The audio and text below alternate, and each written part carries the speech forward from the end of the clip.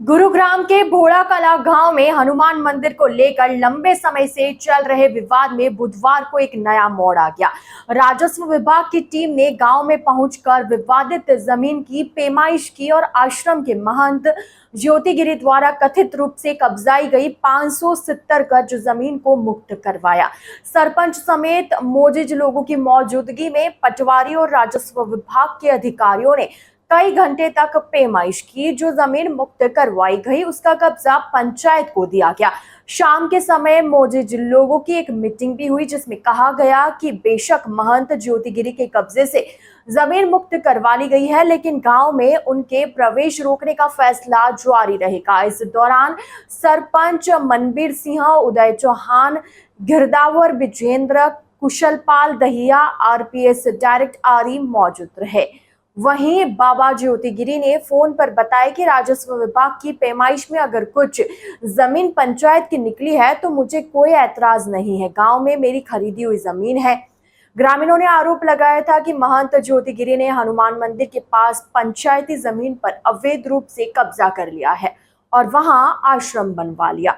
ग्रामीणों का कहना है कि यह जमीन सामुदायिक उपयोग के लिए थी और इसका दुरुपयोग किया गया। सरपंच मनबीर चौहान ने बताया कि ग्रामीणों ने सर्वसम्मति से फैसला लिया है कि ज्योतिगिरी के गांव में प्रवेश नहीं करने दिया जाएगा।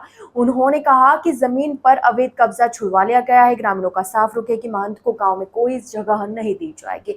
महंत ने कुछ लोगों और स्थानीय प्रशासन की मिलीभगत से जमीन पर कब्जा कर लिया और धार्मिक भावनाओं का इस्तेमाल कर ग्रामीणों को गुमराह किया। इस मुद्दे पर कई बार पंचायत बैठकों में चर्चा हुई, लेकिन कोई समाधान नहीं निकला। आखिरकार ग्रामीणों की शिकायत पर राजस्व विभाग ने हस्तक्षेप किया और पैमाइश के बाद 570 गज जमीन को पंचायत के हवाले कर दिया। दूसरी ओर महंत ज्योतिगिरी ने इस कार्रवाई पर अपनी प्रतिक्रिया दी। उन्होंने कहा, अगर जमीन पंचायत की है तो उसे मुक्त कराने में कोई आपत्ति नहीं है। मैंने कभी जबरदस्ती कब्जा नहीं किया। मेरी निजी जमीन गाँव में है और जब समय अनुकूल होगा मैं अपने आश्रम में जरूर जाऊंगा। हालांकि उन्होंने यह भी कहा कि फिलहाल गांव में नहीं आ रहे हैं। उनका कहना है कि कुछ लोगों के खिलाफ गबन और चोरी की एफआईआर दर्ज करवाई थी, जिसके कारण वे लोग विरोध कर रहे हैं।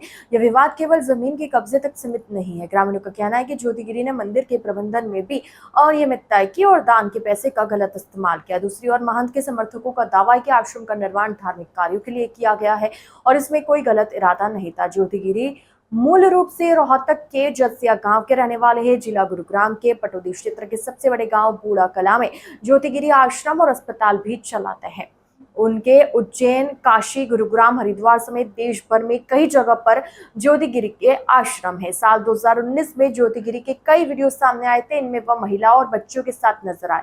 अश्लील वीडियो सोशल मीडिया पर वायरल होने के बाद पुलिस ने शिकायत दर्ज की थी, जिसके बाद ज्योतिगिरी फरार हो गया था।